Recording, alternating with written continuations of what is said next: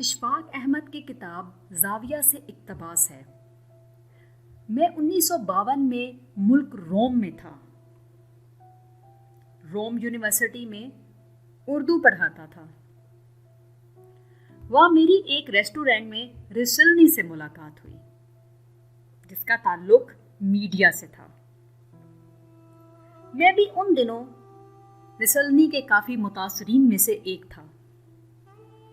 خیر، ملاقات کے بعد اس نے مجھے اپنے گھر آنے کی دعوت دی، جسے میں نے بخوشی قبول کر لیا۔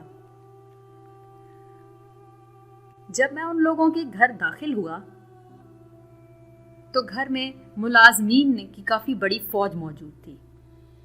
ملازمین نے مجھے ڈرائنگ روم میں بٹھایا اور کہا کہ میڈم تشریف لانے والی ہیں۔ اتنے میں میڈم کا ایک بڑا بچہ، جس کی عمر تقریباً 10 سے 11 برس تھی، ڈرائنگ روم میں داخل ہوا۔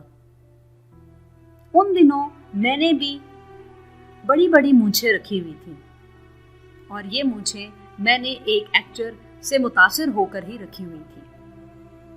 اس بچے نے بڑی خوبصورتی سے میرے آس پاس ایک چکر لگایا اور اس کے بعد میری مونچھوں کو پکڑ کر کھینچا اور ایک پڑاخ سے تھپڑ لگا کر وہ وہاں سے چلتا بنا۔ وہ بچہ تو وہاں سے چلا گیا، شرارت بھی ختم ہوئی۔ خیر، اس کی تکلیف مجھے آج تک بھی موجود ہے۔ کھانے کا دور چلا۔ کھانے کی میز پر بڑے بچے کے ساتھ ساتھ چھوٹا بچہ بھی موجود تھا۔ ملازمین نے بتایا کہ دونوں بچے رسلنی کے بہت ہی لاڈلے بچے ہیں۔ رسلنی نے کھانے کا آغاز کیا تو سب سے پہلے بڑے ہی خوبصورت طلائی برتنوں میں کھانے کا شوربہ ڈالا گیا۔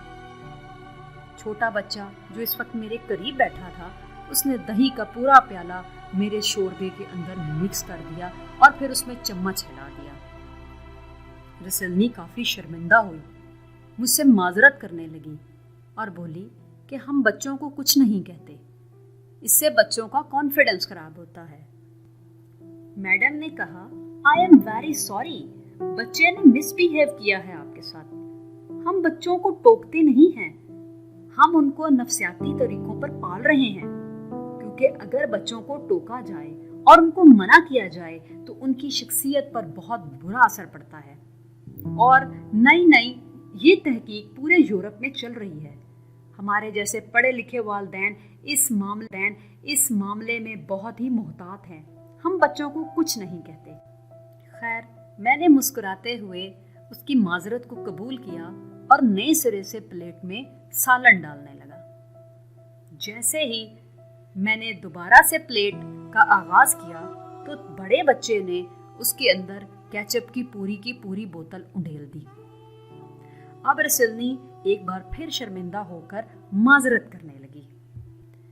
میں پھر سے معذرت چاہتی ہوں، اگر ہم ان کو کچھ کہیں گے یا منع کریں گے تو ان کی شخصیت پر برا اثر پڑے گا۔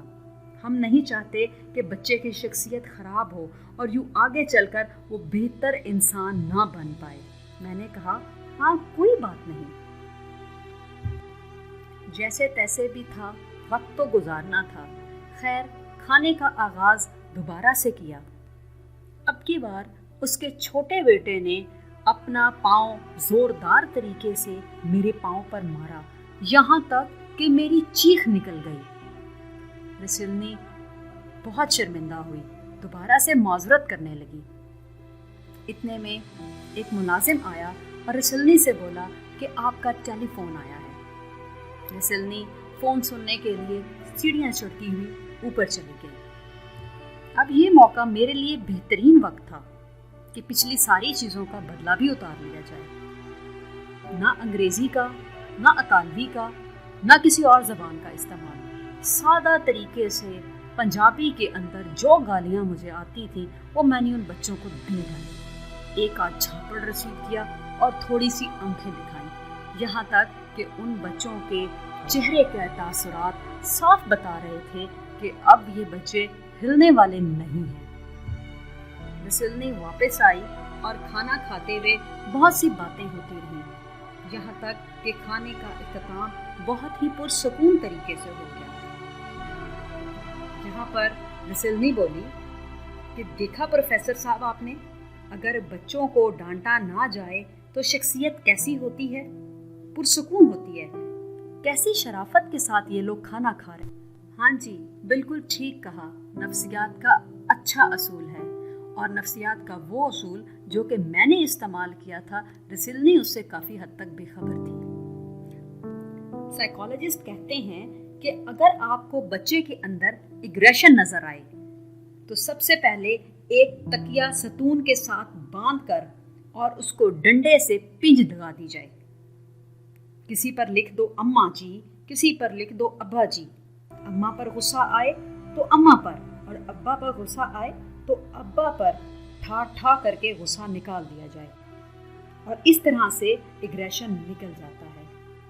ये उनका ख्याल है, क्योंकि पूरी 1 दहाई से मैं ये कहूँगा साइकोलॉजी इस बात पर मुसर है कि उनका एग्रेशन निकल जाना चाहिए। ब्रिटिश साइकोलॉजी के बरक्स मेरा ये ख्याल है कि बच्चों के लिए डांट डपट और डांट डपट के का असल मकाम बताना बहुत ज़रूरी है, क्योंकि बच्चों के इस्लाह के लिए सिर्फ हमें साइकोलॉजी को नहीं बल्कि कुछ देसी असूलों को भी देखना चाहिए।